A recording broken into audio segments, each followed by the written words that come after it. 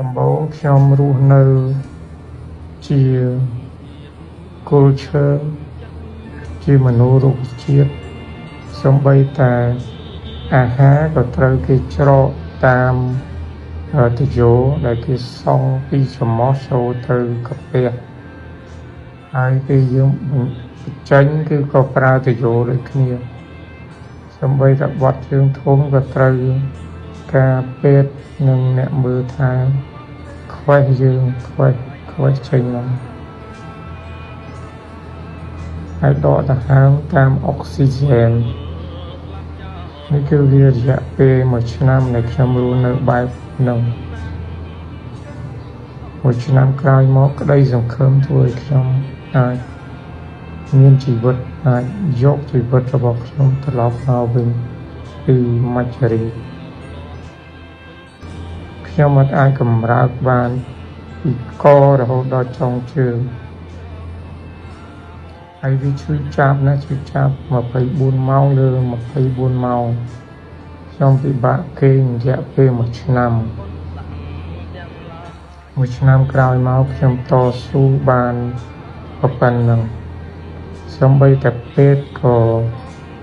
ក្នុងស្រុកហើយនិងក្រៅស្រុកគាត់ថាខ្ញុំអត់អាចមានជីវិតរស់នៅបន្តទៀតបានទេគាត់ថាអស់លទ្ធភាពក្នុងការព្យាបាលពេលដែលយើងឮហើយគឺយើងតក់ស្លុតក៏ប៉ុន្តែខ្ញុំនៅមានក្តីសង្ឃឹមខ្ញុំថាខ្ញុំអត់ជឿអ្វីទាំងអស់អ្វីដែលពេទ្យនិយាយខ្ញុំអត់ជឿខ្ញុំមានក្តីសង្ឃឹមខ្ញុំតស៊ូរហូតទាល់ខ្ញុំអាចកម្រើកដៃជើងបាន